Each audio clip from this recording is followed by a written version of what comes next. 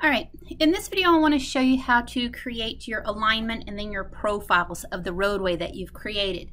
Now it's going to take a surface, and we've got a surface in this file. What that means is if you go over to your Home tab and click on the tool space bar up here at the top, then you should get, let me click on it, you should get the tool space underneath Prospector. Prospector is where most of the work is done, and Settings is where everything is pretty, and Survey is additional data to create our legal descriptions. All right, underneath the Prospector, underneath surfaces there's a surface called Existing. Okay, right now I've turned it off. Just be aware that it's there.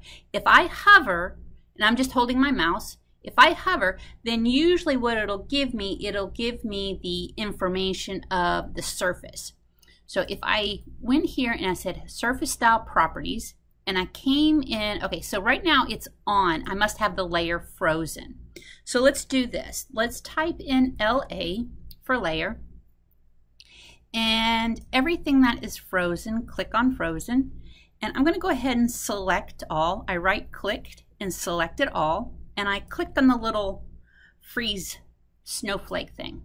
All right, now if I hover over a number, let's say it's near the 75, I can see that the existing says 74.85. Okay, so that's how I know that my surface is working. All right, I'm going to go ahead and use my freeze button up here. It's on the Home tab. So I'm going to freeze off the information I don't want to see. I don't need to see the lots and the lot numbers right now. What I do need is this alignment. I created this alignment last week so that you all have it in your all's file. Now just make sure it's turned on so you can see it. And I'm going to go ahead and clean up a little bit more on the Home tab. I'm going to freeze some of this stuff off because we're starting our plan and profile drawings. Let me go ahead and clean that off. Okay, so you can see in this alignment that I'm starting out with a station 10+00. If you don't have the alignment, then I'm going to show you how to recreate it. But first, let me create a polyline over the top of it for right now. And I am going to set this layer current. So I'm going to select the layer, and then I'm going to say make current. Now I am going to do something that I told you not to do because I just want you to be able to see it. I'm going to pick green just so I can draw on top of it, and I'll end up deleting this line anyway, so it's just for the benefit of seeing. Arc. I'm creating a polyline, and I'm allowed to use these commands at the end. Let's say, I'm going to undo that for a second just to show you. So I started a polyline, and I snapped to the endpoint, and I snapped to this endpoint. Right now I have my O snaps on, and they're selected as endpoint, midpoint, center, etc. Now down here, right now my polyline is a straight line. If I wanted to do an arc, I could click on A for arc here, or type in A. I'm going to snap to the endpoint, and now I'm going to hit L for line and go to the endpoint. Okay, I'm going to use my little grip. Whoops, it didn't go to the end like I said. All right, so let's say you didn't have your alignment. So if you've got it, don't worry about it, you're set. But let's say you didn't have your alignment. I'm going to delete it out up here. I'm going to redraw the alignment by going going Home, Alignment, Create Alignment from Objects, and I'm going to pick here, and I'm going to read the command prompt. So I'm going to hit enter, and I can see the little arrow. It's going, right here's my arrow, it's going the right direction. If I wanted to go the opposite direction, I could hit reverse. Remember what I said about the stationing. Start at 10+00 in case you ever have to go backwards. You don't want to create a negative number. I don't want to add the curves because I want the curve to be this. And yes, I am going to erase the existing entities. That's why I'm erasing that line underneath. And then I'm going to say OK. All right, so there's my alignment. You have to have an alignment before you can create a profile. So let's take a look at the contours. Right now we have elevations. Let me see what they are. So there's an 86, here's an 85, and then it goes to 84, 83, 82, 81, 80. So I should be able to see the profile that follows these contours, okay? Now, once it gets to about station 1500, it's going to be leveling out to a 79. So let's go ahead and show you how to do what the profile looks like existing wise. So I'm going to click on profile. I'm going to create a surface profile. That's the first thing you have to do. It is creating a profile based on the alignment given the existing ground. So click surface profile. Now it automatically knows how many streets you have here. So if you're working on a subdivision that has hundreds of streets, then you need to have individual names. Each surface would be listed over here. Right now we only have an existing surface. So I am going to click on the existing surface, and I'm going to come over here and say add. Now if I only wanted to add a surface to a certain portion, then I could change the sections. You know, if I didn't want to start at 10 plus 0, 0, maybe I wanted to start at 11, etc. Click add. And notice the information is dynamic, so it's going to update. Start station, stop station, elevations, max and min. Now I'm going to click draw in profile, and it's going to give me these options. I'm going to leave these as default, and I'm going to go next.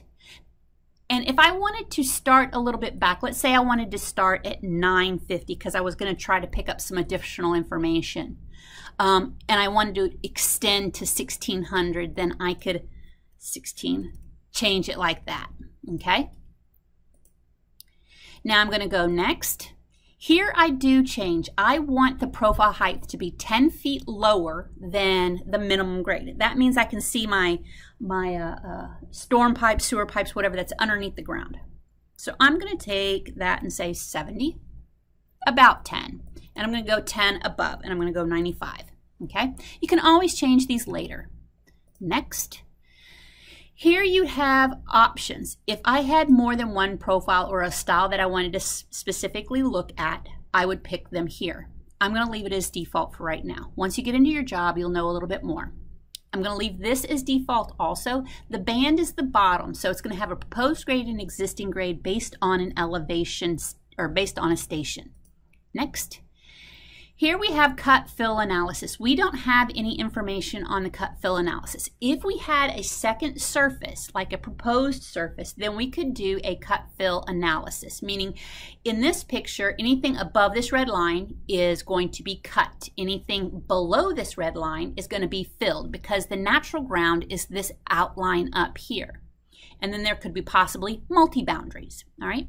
So the last thing I'm going to do is create profile. Now I'm going to come over here and I'm going to pick a point. And that is what my ground looks like, okay?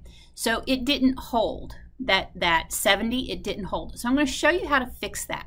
I am going to click on the profile, I'm going to right click, and I am going to edit profile, I'm going to go to profile view properties. This is the elevation. So I am going to click on that. I need to uncheck this. This is why it's doing that. I need to split the profile, uncheck that split profile view. Now I can type in the information. That's what I was missing before. Apply. And I also just want to show you that you can change this information as you go along. Notice that these two numbers are exactly the same. That is because the existing ground and this would be our proposed ground, but we don't have a proposed ground right now. All right. So let's take a look at the profile itself. Now, you have elevations on your left and you have elevations on your right. Notice they are labeled differently. You can change that by changing the styles. So I'm just going to go ahead and show you your options. So you could turn this and tell the vertical axis here on your right. Notice it's at every 10 and the one on the left is every 5. So I'm just going to change that to 5. Apply and OK. Now each company has their own style, and I'll show you a couple different styles. Mine's different than the examples that I've been showing you. All right, so let's say you have to work on this site. I want the ground to be near grade. So I want to try on my proposed ground, so I have cut fill analysis going on. So I want to try I know I'm going to end up having to fill over here, and I'm going to cut up here. That means I need to bring the dirt from this area here to this area here. So to make this site balanced, that means wherever I cut, I have to fill the same amount. Cup for cup is what we typically call it. So the site balances, so we don't have to get dirt off site. So what we're going to do is I'm going to cut into this roadway a bit. So on my proposed ground, I'm going to cut into the ground. All right, so I'm going to pause here and then I'll show you how to do the proposed grade.